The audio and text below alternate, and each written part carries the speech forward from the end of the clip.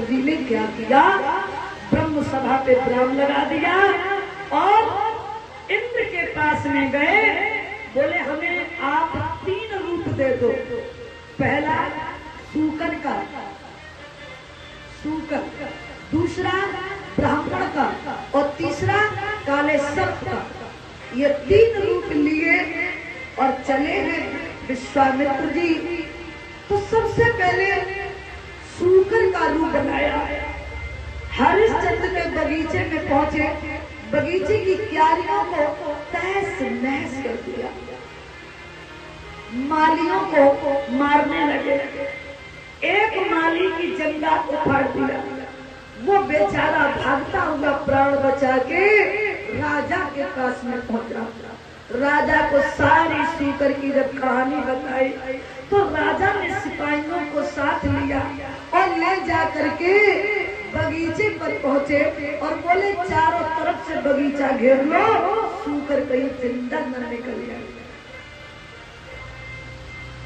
राजा की बात सुन करके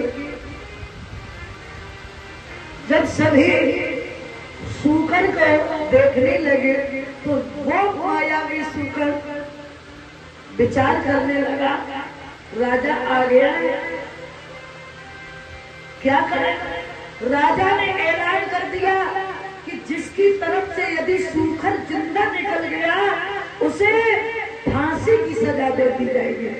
क्या? हाँ।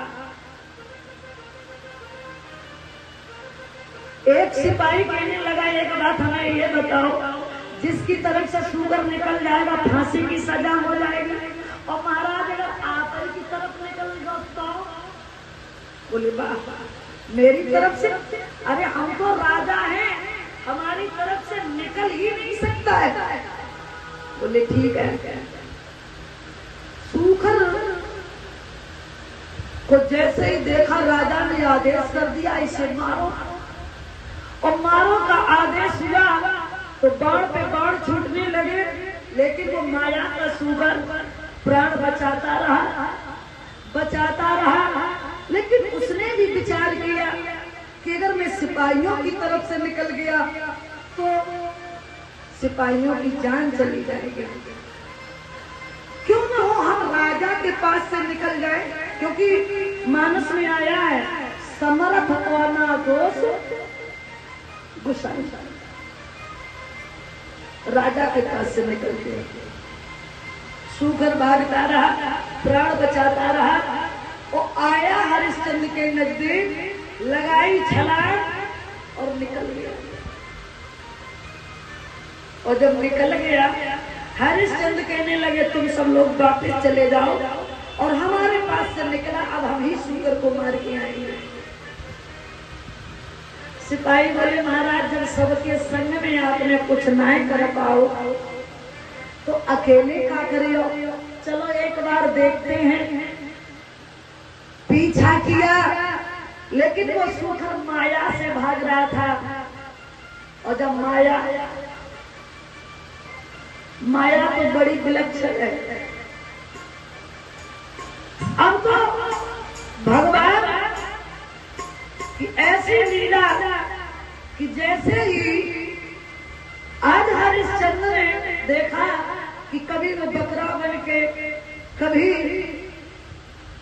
सूकर बन के, कभी घोड़ा बन के आगे पीछे दौड़ रहा, भाग रहा है। सिपाही कहने लगे महाराज हम लोग तो थक गए हैं, अब क्या करें? बोले तो फिर तुम सब लौट जाओ। सबको लौटा दिया। हरिश्चंद्र ने अकेले ही पीछा किया।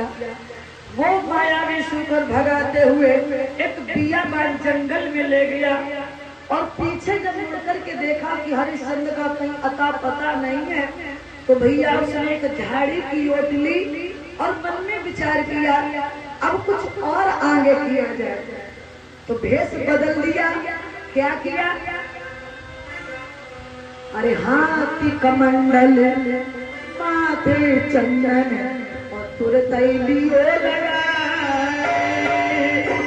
अरे हाथी कमंडल माथे चंदन और तुरंत लियो लगा।